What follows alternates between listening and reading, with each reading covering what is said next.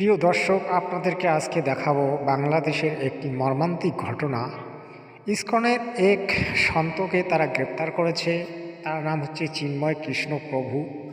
তিনি ইসকনের একজন সন্ত ব্যক্তি। তাকে গ্রেপ্তার কেন করেছে এবং গ্রেপ্তার করার তাদের উদ্দেশ্যটা কী? বাংলাদেশের এই ইউনিশ সরকার যেভাবে হিন্দু সনাতনীদের উপর অত্যাচার করে চলেছে, তার প্রতিবাদে সনাতনীরা বিক্ষোভ দেখাচ্ছে। তাদের বিক্ষোভের কারণ কি? আর এই চিন্ময় কৃষ্ণ প্রভু যখন এর বিরুদ্ধে অনেকগুলি বক্তব্য দিয়েছিলেন, তখন ইউনিশ সরকার তাকে গ্রেপ্তার করেছে। এই সরকারটি কি, এই সরকার কতদিন চলবে, সেটা নিয়ে তর্ক বিতর্ক বিভিন্ন চ্যানেলের মাধ্যমে চলতে থাকে। আজকে আমি এই ধরনের কিছু তথ্য আপনাদেরকে দেওয়ার চেষ্টা করব। আপনারা ভিডিওটি শেষ পর্যন্ত দেখবেন। সাহেব সংগঠনের ইন্ধনে বর্তমান অন্তর্বর্তী সরকারকে বিতর্কিত করতে নানা রকম গুজব ছড়িয়ে যাচ্ছে তারা। গত 15.5 বছর সংখ্যালঘুরা নানাভাবে নির্যাতিত হলেও চুপ ছিল ইসকন।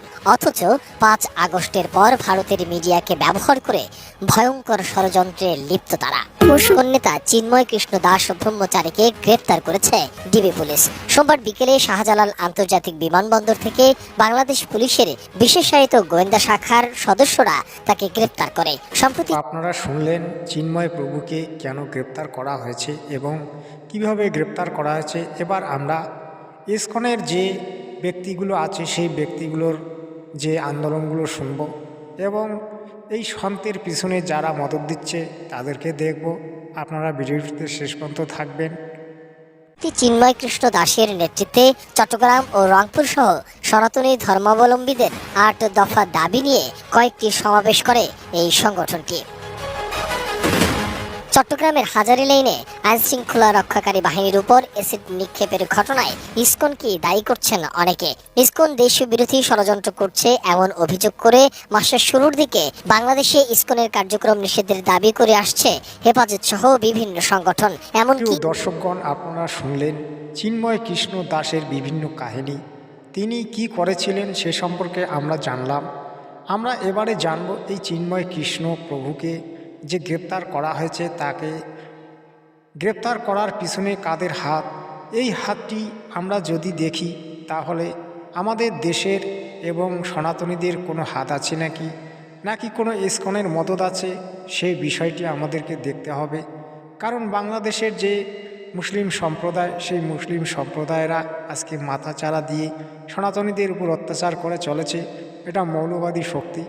এটা পার্টি বললে চলবে না, কারণ পার্টি এরকম নয়। পার্টির কাছে সবাই সমান, তাই পার্টি সবার কাছে সমান হওয়া উচিত। তাই আমরা দেখব বিষয়টি কি।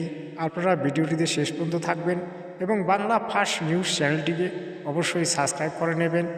সাহেব কি এই দাবিতে হেফাজত ইসলাম চট্টগ্রামে সমাবেশ করে, তবে এসবকে পাত্তা না দিয়ে কার্যক্রম চালিয়ে যায় ইসকন।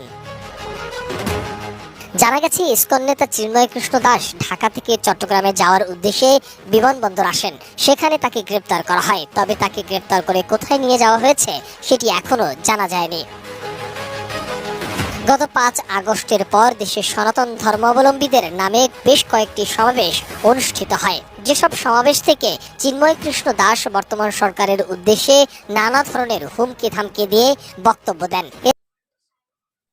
প্রিয় দর্শক, আমরা এই ভিডিওটি শেষ পর্যন্ত জানব। এটি আমার কাছে একজন পাঠিয়েছে, তাকে আমি অনেক ধন্যবাদ জানাই। আপনি অবশ্যই ভিডিওটিতে শেষ পর্যন্ত থাকবেন, কারণ আমি যেহেতু বাংলা ফার্স্ট নিউজ চ্যানেলে কাজ করি, তাই আমাকেও অনেক খবর রাখতে হয়। তাই আমি এই খবরটি আপনাদেরকে দেব বলে মন্তব্য করেছি। যদিও আমার চ্যানেলটি আধ্যাত্মিক, কিন্তু এটিও আধ্যাত্মিক খবর, কারণ আমিও হিন্দু সম্প্রদায়ে জড়িত এবং হিন্দু সংস্থায় আমি কাজ করি। তাই হিন্দু সম্পর্কে সচেতন থাকা আমারও কর্তব্য। তাই আপনাদেরকে এই ভিডিওটিতে শেষ পর্যন্ত থাকার জন্য অনুরোধ করলাম। সাহেব এর আগে আলোচনায় থাকলেও গত 25 অক্টোবর বিকেলে চট্টগ্রাম নগরের লালদিঘি মাঠে 8 দফা দাবি আদায়ের লক্ষ্যে সমাবেশ করে বেশ আলোচনায় আসেন তিনি। ওই সমাবেশটি করা হয় বাংলাদেশ সনাতন জাগরণ মঞ্চের নামে। সমাবেশে এই চিন্ময় কৃষ্ণ দাসী বাংলাদেশের হিন্দুদের মন্দিরে হামলা ও বাড়িঘরে লুটপাট, অগ্নিসংযোগ সহ নানা অভিযোগ করেন। অথচ তার বিরুদ্ধেই দেশের সাম্প্রদায়িক সম্প্রীতি নষ্ট করার বেশ কয়েকটি অভিযোগ রয়েছে। চিন্ময় কৃষ্ণ দাস বাংলাদেশে হিন্দু সংগঠন ইসকনের অন্যতম সংগঠক। তিনি সনাতন জাগরণ মঞ্চের মুখপাত্র হিসাবেও দায়িত্ব পালন করেছেন। সনাতন ধর্মাবলম্বীদের কাছে তিনি চিন্ময় প্রভু নামে পরিচিত। চিন্ময় কৃষ্ণ দাস ব্রহ্মচারী বাংলাদেশে সনাতন জাগরণ মঞ্চের মুখপাত্র ও পুণ্ডরিক ধামের অধ্যক্ষ। গত 30 অক্টোবর ইসকনের আলোচিত সংগঠক চিন্ময় কৃষ্ণ ব্রহ্মচারী সহ 21 জনের বিরুদ্ধে মামলা দায়ের করা হয়। জাতীয় পতাকা অবমাননার অভিযোগে রাষ্ট্রদ্রোহ আইনে এ মামলা করা হয়। তো জানলেন, কিন্তু এবারে ভিডিওর শেষ অংশটি আপনারা জানবেন। আপনারা এই ভিডিওটি শেষ পর্যন্ত দেখলেন, আপনাদেরকে কেমন লাগলো আপনারা কমেন্টসে জানাবেন। আর বাংলা ফার্স্ট নিউজ চ্যানেলটিকে নিজের মনে করে সাবস্ক্রাইব করে নেবেন এবং প্রতিদিনই বাংলা ফার্স্ট নিউজ চ্যানেলটিকে দেখার চেষ্টা করবেন।